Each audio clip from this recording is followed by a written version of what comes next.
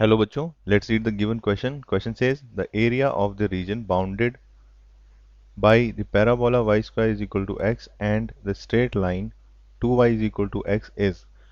हमें चार ऑप्शंस दिए गए हैं 4/3 square units, 1 square units, 2/3 square units and 1/3 square units.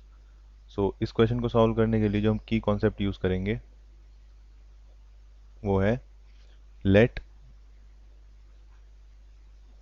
f of x be a continuous function,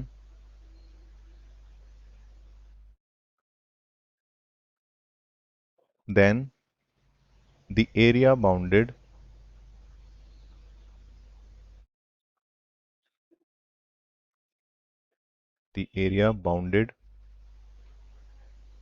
between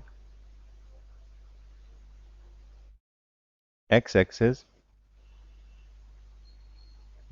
x-axis and the curve is given by integration from x is equal to a to x is equal to b, where f of x is a function dx. So this is the formula of area. और हमें question में दिया गया है एक parabola y square is equal to x and एक straight line 2y is equal to x. अब हम पहले इसको एक xy प्लेन पर प्लॉट कर लेते हैं. So suppose this y axis, this is x axis. So y square is equal to x का ग्राफ ऐसा होगा और y square is equal to x और स्ट्रेट लाइन ऐसी मिलेगी, that is 2y is equal to x. So हमें इसमें जो ब्लैक शेडेड एरिया है इन दोनों के बीच बाउंडेड, ये हमें फाइंड करना है. सो इसके लिए हमें पहले पॉइंट ऑफ इंटरसेक्शन पता होने चाहिए. तो पहला पॉइंट ऑफ इंटरसेक्शन हमें पता है क्योंकि दोनों ग्राफ लाइन और पैराबोला 0,0 से जा रहे हैं. सो 0,0 को दोनों सेटिस्फाई करते हैं. सो पहला पॉइंट हो गया x इज इक्वल टू 0 और दूसरा पॉइंट हमें इक्वेशन सॉल्व करके फाइंड करना है.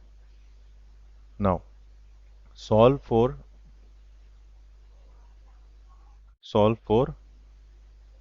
x. सो x के लिए अगर हम इसको सॉल्व करेंगे, तो x के लिए सॉल्व करने से पहले हम इसको पहले y के लिए सॉल्व कर लेते हैं. So first solve for y. सो उसके लिए हम दोनों इक्वेशंस को इक्वल रख सकते हैं. Y square is equal to 2y और y square, it implies y square minus 2y is equal to 0. It implies y हम कॉमन ले लेंगे, हमें बचेगा y minus 2 is equal to 0. So y की दो वैल्यू आ गई हमारे पास 0 और 2. सो पहले अगर हम 0 रखते हैं किसी भी इक्वेशन में तो हमें x भी 0 मिलेगा. So first point is 0,0 and अगर हम किसी भी इक्वेशन में 2 रखते हैं y की वैल्यू तो हमें मिलेगा 4. सो दूसरा पॉइंट हो जाएगा 4,2.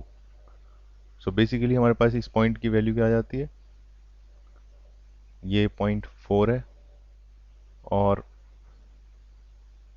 ये पॉइंट 2 है.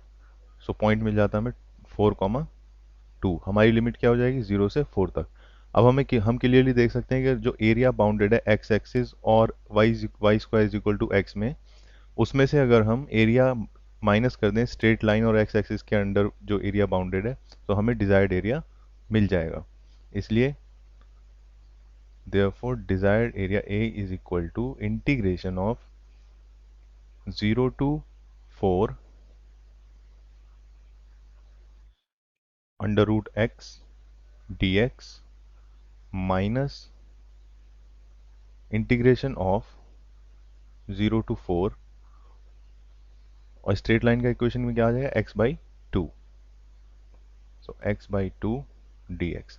अब हम इसको सॉल्व करके एरिया फाइंड कर सकते हैं. a is equal to under root x का हो जाएगा 1/2 plus 1 divided by 1/2 plus 1, 0 to 4 minus 1/2 को हम बाहर ले सकते हैं. So x square divide by 2x का इंटीग्रेशन होता है और लिमिट सेम है 0 to 4। It implies, so 1/2 plus 1 कितना हो जाएगा 3/2, और 3/2 नीचे से डिनोमिनेटर से मल्टीप्लीकेशन में आएगा वो हो जाएगा 2/3 into x to the power 3/2 0 to 4 minus, अब 1/2 भी हम कॉमन ले लेंगे तो हमें बाहर मिलेगा 1/4 x square, limit is 0 to 4। It implies